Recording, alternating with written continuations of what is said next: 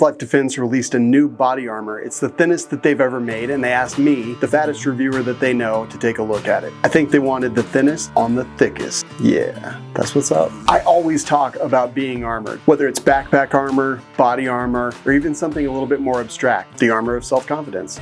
I don't have that. Can I buy it? How much? No, for real though. The Hyperline armor is the thinnest that I've ever seen. It's 1/5 of an inch thick, or 0.19 inches thick. That's the same as 5 pennies stacked flatways or a number 2 pencil. It's level 3A or HG2, which is going to be the new classification. It weighs 5 pounds for the panels or 6 pounds for the whole getup, including their concealable carrier. It covers the front, the back, and the sides fully for a huge swath of protection. And I guess that it's positively buoyant, meaning it floats. I didn't actually test that because it's body armor, not a life jacket. I'll be honest, when I took it out of the package, I didn't really have a whole lot of faith because we have defeated a ton of body armor and this stuff is thinner by more than half of anything we've ever tested before. So I went to the range and I shot at it. What do you think it'll stop? Leave a comment right now. I tested on 2 of the extra thick rubber dummies back to back. They weigh about 120 pounds and they provide a great human analog to test bulletproof vests because they have plenty of mass to catch that energy. In a minute, notice the dummies' movement when the rounds hit them. Those soft panels really spread out that impact really well. I threw our usual gauntlet at the armor. 22 LR, 9mm full metal jacket, 9mm self-defense, 45 ACP and 45 self-defense, 38 special 357 out of a lever action rifle, 454 Casull, birdshot, and a big ass shotgun slug, and it stopped it all.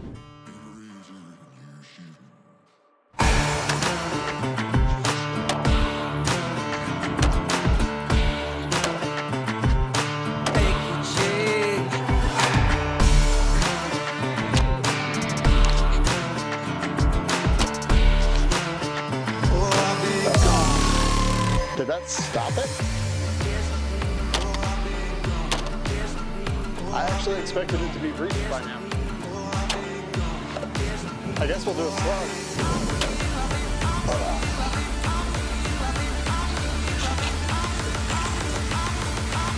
It stopped everything. It stopped everything. At that point, I was annoyed, so I unleashed the Krakens. I mean, machine guns. I decided that I was going to defeat this armor no matter what happened. So first of all, I took a full auto Glock 17 and I emptied a 17 round mag directly in his chest. Only one of those rounds missed. I was at about 20 feet. The one I missed was, I believe, the first one out of the magazine, and the rest of them went in a nice, defensively accurate circle, center mass. So I said, hey, you know what? We'll grab the MP5, throw some 9mm in that. 30 rounds right in the exact same place that I put those Glock rounds. Didn't go through that either. So I said, well, let's do the exact same thing once again. You know, the definition of insanity. So I took another 30 round mag, put it in the MP5, and unleashed exactly in the same area. Because I had stacked over 70 rounds in the exact same area, a couple finally went through. So I'd say that's a pretty good test. But I was actually kind of annoyed because normally I bring so much stuff that I get through it much sooner than that. A couple things to note. I saw much less back face deformation on this than I have seen on a lot of other soft armor. Several soft armor panels that I've tested in the past actually failed to stop 454 Casull. And I do want to point out that while it did stop the shotgun slug from about 20 feet away, the slug did penetrate that dense rubber dummy about 2 inches. That's going to cause massive tissue trauma. I was genuinely frustrated because it stopped all the stuff that I brought. So a couple days later, I headed back to the range with some things that I definitely thought would go through. That day I brought out 44 Magnum, 5.7 FN, and some 22 TCM. The 5.7 and 22 TCM because I know they have really fast velocities and speed beats armor. And yeah, it stopped all 3 of them, 5.7, 22 TCM, and again, the 44 Magnum, which I expected it to stop the 44 Magnum, but the other 2, I was absolutely surprised. Hey, if you like this shirt, you can buy it. The link is in the description. So I called the testing done and I headed back for analysis. The Hyperline uses several different materials that I could see as I took it apart. And I will honestly say that I haven't seen any soft panels assembled quite like this. The panels were really meshed together and challenging to separate. That's not something that I always see. And I will also say, do not cut the Dyneema with your scissors because it only takes once and then your scissors are trash. At the end of pulling all the bullets out of the vest, I ended up with 1 pound, 4.2 ounces of shrapnel. Seriously impressive. That is a lot to put in the soft panel. Here's my pros and cons. The pros: weight.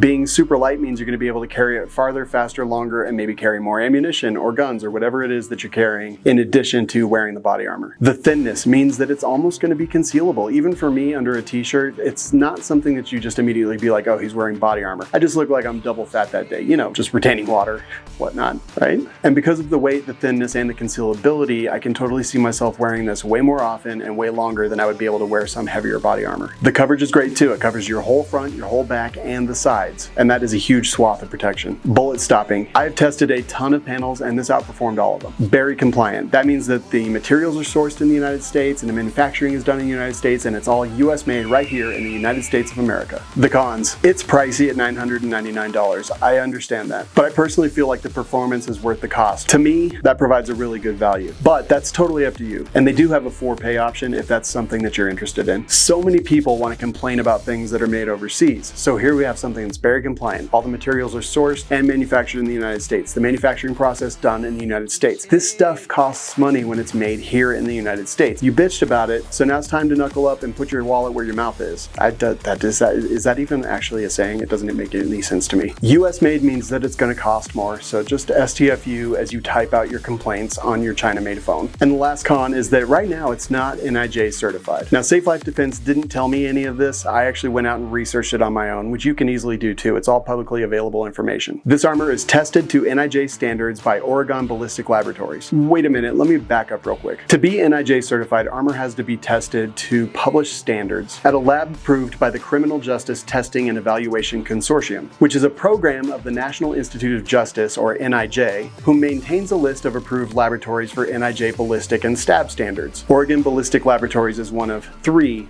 approved laboratories for ballistic testing by the National Institute of Justice. So one of 3 laboratories approved to do the testing, tested at that same laboratory to those same standards. Again, doesn't have the NIJ certification. I'm just trying to lay this all out there for you. You have to make your own choices. To wrap it up, this outperformed my expectations by a huge margin. You can combine these soft panels with their frass plates, which are level 3, and basically create a package that ICW, or in conjunction with, is going to stop almost everything under a 30-06, to include 7.62x39, 5.56, and 7.62x54R. It just became my go-to setup in one of their tactical enhanced multi-thread carriers. That's a mouthful. That's what your mom said.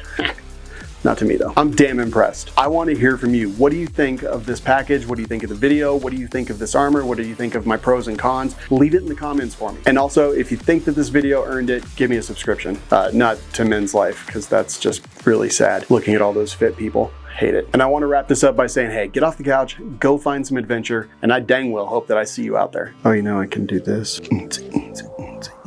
Let's do, oh, I could play music.